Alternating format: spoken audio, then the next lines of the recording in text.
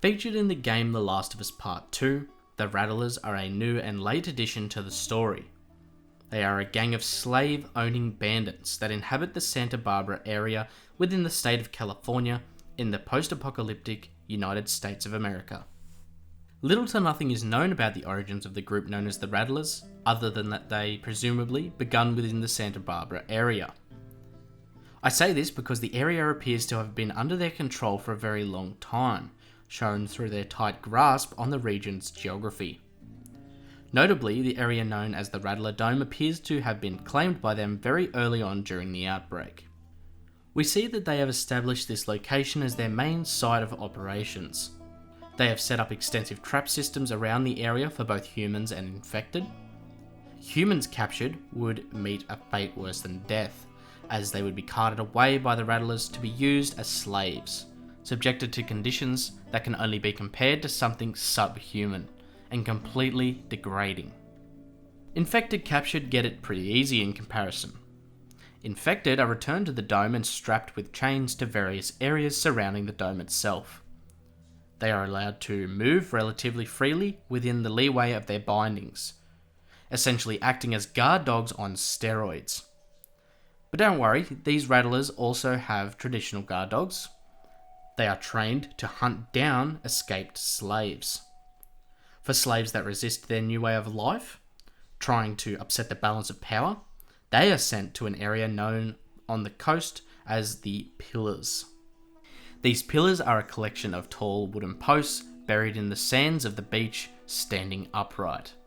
For rebellious slaves, the Rattlers will string them up onto these beams to leave them to suffer in the hot, dry sun of the day and the freezing cold of the nights, starving, becoming dehydrated until they die where they hang.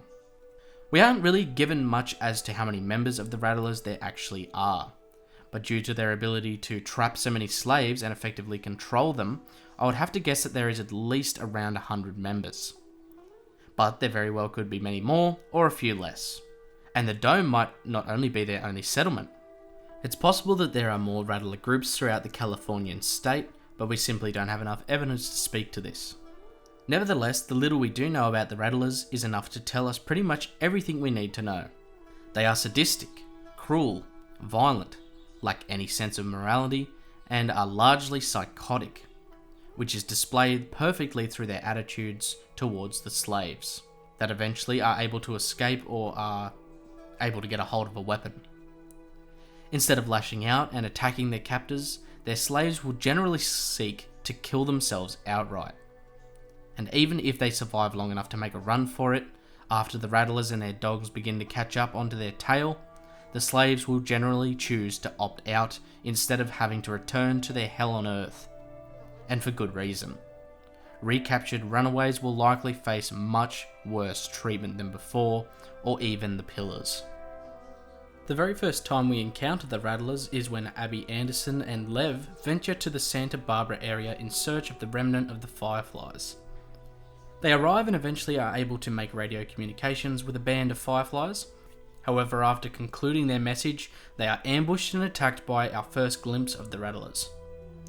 These Rattlers beat Abby and Lev and capture both after intercepting their message to the Fireflies. They are both made into slaves and over the coming months would be subjected to some of the harshest treatment of their lives. It isn't until months later that we would discover the fate of these two at the hands of the Rattlers.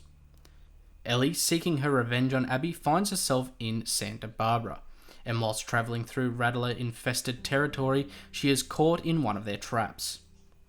It's not long before two of them discover her. These two men, impressed with their catch, plan to return Ellie to the Dome. However, before she could be taken, the Rattlers attempted to mock and scare Ellie with an infected. And here comes advantage Ellie.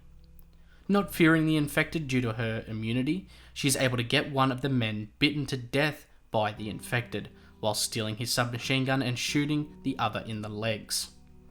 Ellie proceeds to interrogate him for information on Abby's whereabouts before executing him as well.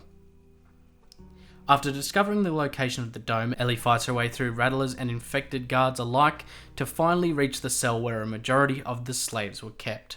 In the process of using the trapped infected against their Rattler captors, and after a brief confrontation with a slave, Ellie is able to obtain the location of Abby and Lev, as it is revealed that they had attempted to escape to the beaches by the location of the pillars. And as Ellie released the slaves in order to go after Abby, the slaves finally had their chance for revenge. They armed themselves with as many guns as they could procure, and set off to attack their longtime captors.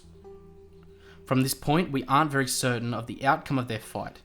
However, for what I could guess, I would say that the slaves would have been fighting for their very lives, with little in the way of restraint for their captors. They at the very least wiped out a decent amount of the Rattlers and burnt the dome to the ground. But it's also just as likely that they could have completely killed all the Rattlers. Or maybe both sides wiped each other out. Maybe all the slaves were wiped out with little fuss. Without seeing the outcome, it's quite hard to tell what became of the Rattlers after these events. But anyone in their right mind would hope that they have been wiped off the face of the earth. If you enjoyed this video, then make sure to like, subscribe and hit the bell notification if you never want to miss out on another upload from Project Archivist. If you want to support the channel, you can do so by becoming a channel member through the join button on our channel homepage. You can also support Project Archivist on Patreon, where you can join a tier and earn constant rewards for your support. You can find links for both of these down in the description. And with that, that's all for today's video. Thanks for watching, and we'll see you guys in the next one.